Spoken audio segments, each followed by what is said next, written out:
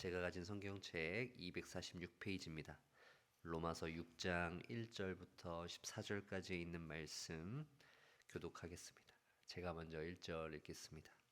그런즉 우리가 무슨 말을 하리요? 은혜를 더하게 하려고 죄에 거하겠느냐?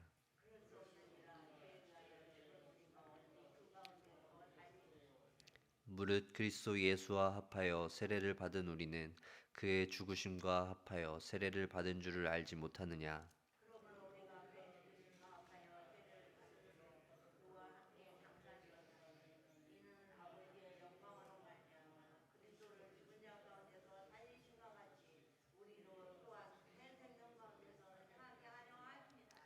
만일 우리가 그의 죽으심과 같은 모양으로 연합한 자가 되었으면 또한 그의 부활과 같은 모양으로 연합한 자도 되리라.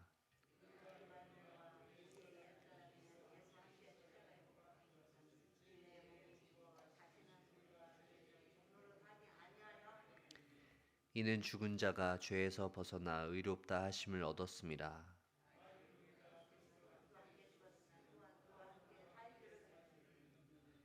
이는 그리스도께서 죽은 자 가운데서 살아나셨음에 다시 죽지 아니하시고 사망이 다시 그를 주장하지 못할 줄을 알미로라.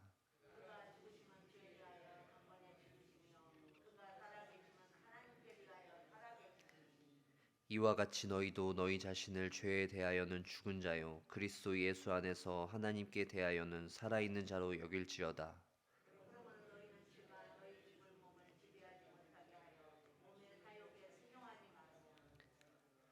또한 너희 지체를 불의의 무기로 죄에게 내주지 말고 오직 너희 자신을 죽은 자 가운데서 다시 살아난 자같이 하나님께 드리며 너희 지체를 의의 무기로 하나님께 드리라.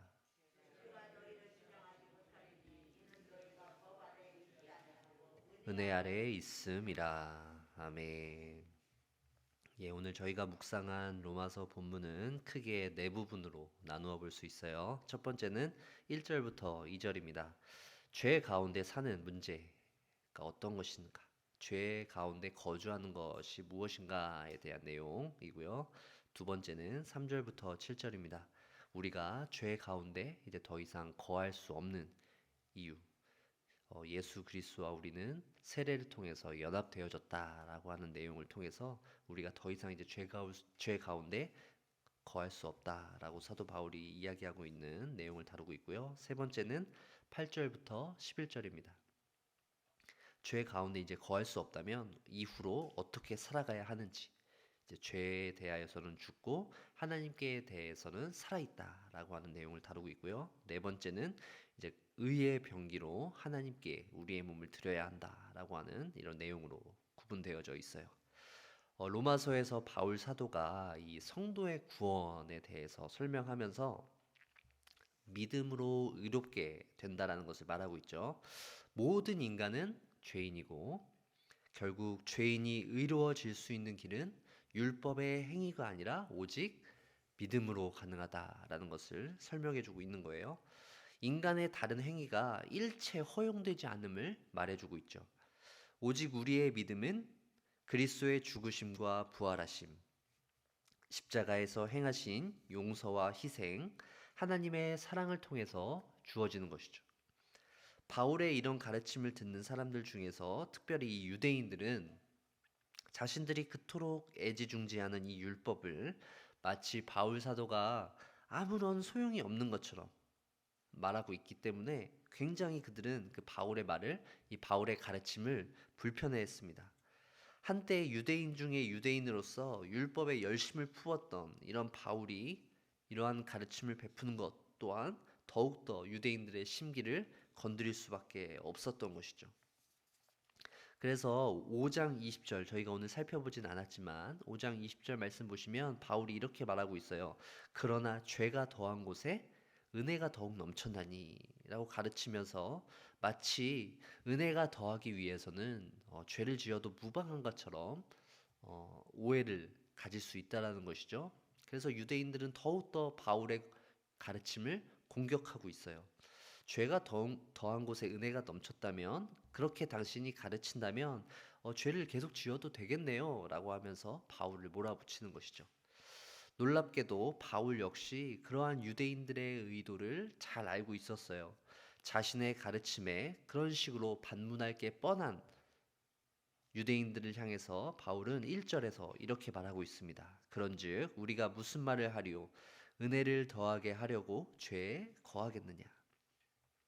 너희는 아직도 내가 하고 있는 말을 제대로 이해하지 못하고 있다 라고 말하며, 믿음으로 의롭게 된 성도들은 더 이상 죄가 주관하지 못하는 것, 이것을 너희가 왜 알지 못하느냐라는 그런 내용을 바울 사도가 이야기하고 있는 거예요. 결국 성도에게 있어서 이 죄의 문제가 얼마나 중요하냐라는 것을 강조하고 있는 것이죠.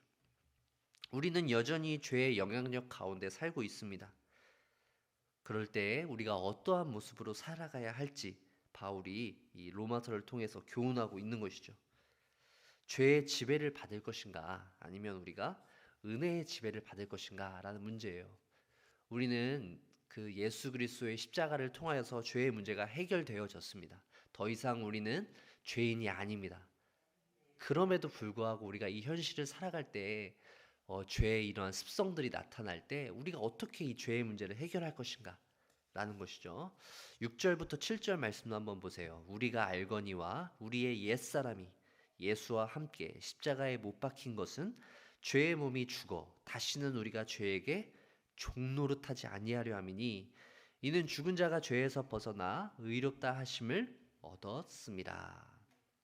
우리는 믿음으로 의롭다 하심을 받기 전에는 죄에게 종노릇을 했어요. 죄에게 끌려다닌 것이죠. 죄의 지배를 받는 상태가 바로 우리가 십자가의 복음을 믿기 이전 상태죠. 회심하기 이전의 상태입니다. 어린아이에서부터 어른에 이르기까지 옛사람의 모습을 가지고 이렇게 죄에게 종노릇하면서 살아가는 사람들의 모습을 한번 되돌아보세요. 그들이 굉장히 똑똑하고요. 그들이 능력이 있어요. 그럼에도 불구하고 그들이 그리스도를 향한 그 믿음에 근거하지 않고 살아가는 그들의 모든 삶은 결국 헛된 것에 불과할 뿐이죠.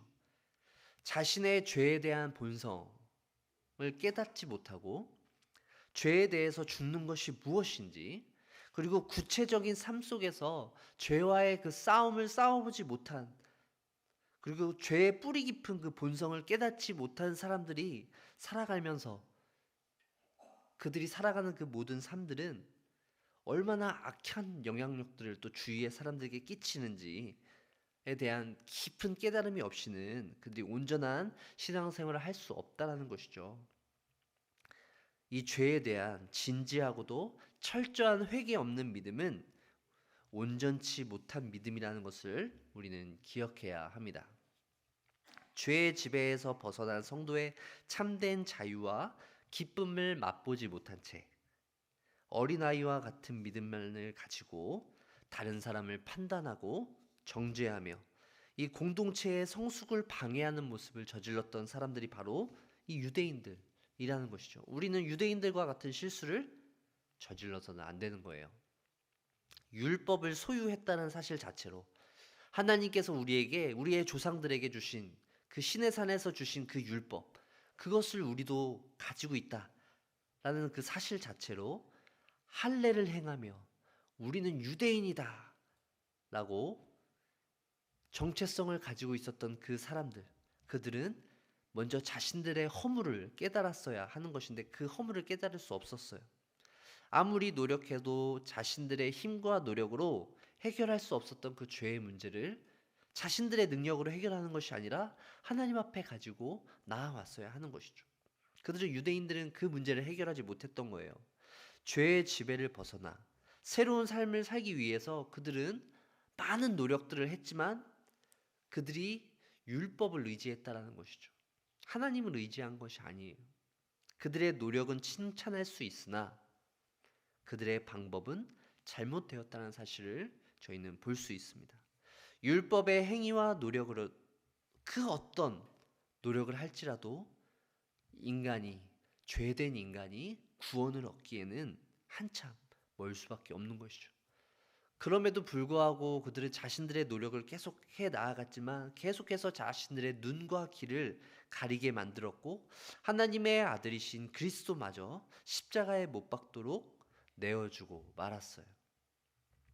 바울 역시도 이 다메섹에서 예수님을 만나게 되고 회심을 한 뒤에 눈이 멀었어요. 그리고 아무것도 하게 되지 못했을 때, 그때 비로소 자신의 연약함과 죄된 본성을 깨닫게 되었죠. 그의 진정한 믿음의 시작은 자신이 아무것도 할 수 없다는 것을 깨달았을 때, 죄인으로서 오로지 우리가 할 수 있는 것은 예수 그리스도만을 의지한다라는 이 사실을 깨닫지 않고서는 우리의 신앙이 온전히 출발될 수 없다는 것이죠. 11절 말씀도 한번 보세요. 이와 같이 너희도 너희 자신을 죄에 대하여는 죽은 자요 그리스도 예수 안에서는 하나님께 대하여는 살아있는 자로 여길지어다. 우리의 죽고 사는 문제, 우리가 살고 죽는 문제는 우리가 누구의 지배를 받느냐라고 하는 문제예요. 죄에게 지배를 받을 것인지, 죄에게 종노릇을 할 것인지, 하나님의 은혜의 통치를 받을 것인지 우리가 선택할 수 있다라는 거예요. 죄의 영향력에서 벗어나 우리는 은혜 아래 거하며 성령의 능력으로 살아가는 이 일이 우리가 매일매일 해 나아가야 하는 영적인 전쟁입니다. 영적인 싸움의 내용입니다. 왜냐하면 우리는 여전히 이 땅 가운데에서 육신을 가지고 죄와 끊임없이 싸울 수밖에 없는 그 현실 가운데 있기 때문이에요. 우리는 십자가에서 피 흘리신 예수 그리스도를 믿음으로 말미암아 새로운 생명을 얻었습니다. 더 이상 우리는 죄인이 아니며 하나님의 자녀로서 의롭다 여김을 받았지만 여전히 우리의 현실은 죄와 피 흘리기까지 싸울 수밖에 없는 그 현실 가운데 우리가 있다는 사실을 결코 잊어서는 안 된다는 것이죠. 죄와 타협하지 않고 믿음으로 말미암아 순종함으로 우리가 나아갈 수 있는 일은 자동적으로 이루어질 수 없는 것이죠. 우리가 성령님과 동행함으로 말미암아 한 걸음 한 걸음 걸어 나아가는 문제가 우리 앞에 놓여져 있어요. 하나님의 말씀 그리고 기도함을 통하여서 우리는 죄와 그 관련된 모든 유혹과 시험에서 넘어가지 않고 승리할 수 있는 것이죠. 또 때로는 무기력해지고 답답함으로 인해서 우리가 하나님을 찾고 부르짖는 일이 힘든 순간들도 찾아옵니다. 이렇게 반복되는 승리와 실패가 얽혀있는 우리의 삶 가운데 우리가 외칠 수 있는 진리가 있다면 오늘 우리가 읽은 이 바울 사도가 기록한 이 로마서 말씀을 살펴보아야 하겠죠. 우리 14절 말씀을 좀 한 목소리로 읽어보겠습니다. 6장 14절입니다. 죄가 너희를 주장하지 못하리니 이는 너희가 법 아래에 있지 아니하고 은혜 아래에 있음이라. 아멘. 우리를 낙심하게 하고 절망하게 하는 일들이 우리 가운데 벌어질 수 있어요. 하나님의 자녀이지만 우리에게 그런 일들이 찾아옵니다.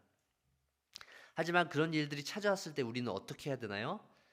낙심하고 절망하는 것이 아니라 우리가 더 이상 죄의 지배를 받는 것이 아니라 율법 아래, 법 아래 있는 것이 아니라 은혜 아래 있다는 사실을 기억하며 하나님의 은혜를 구하며 하나님과 매일매일 동행할 수 있는 그 힘과 능력을 우리가 하나님 앞에 구해야 한다는 것이죠. 성도들은 어떠한 존재들입니까? 하나님을 찾고 하나님께 나아가는 존재들입니다. 우리가 어제 하나님을 구했던 것보다 오늘 더 하나님을 간절히 구하고 오늘 구했던 것보다 내일 더 간절히 하나님을 구할 수 있는 그런 존재가 우리라는 것이죠. 하나님을 붙잡고 주님의 그 옷자락을 붙잡고 성도가 끈기 있게 열정을 가지고 나아가는 것이에요. 고난과 환난이 찾아올지라도 우리는 더욱더 성도로서 살아갈 수 있다는 것이죠. 온전한 성도로 나아갈 수 있는 그 역할을 고난과 환난이 우리에게 해줄 수 있다는 거예요. 사랑하는 정윤의 가족 여러분, 여러분 앞에 놓인 여러 가지 어려움들이 있을지라도 포기하지 마십시오. 낙심하지 마시고 은혜 아래 있다는 사실을 잊지 마시길 바랍니다. 주님의 날개 아래로 피하시고 주님과 더욱더 깊은 교제를 누리시며 살아가시는 저와 여러분들 되시길 주의 이름으로 간절히 축원합니다. 기도하겠습니다.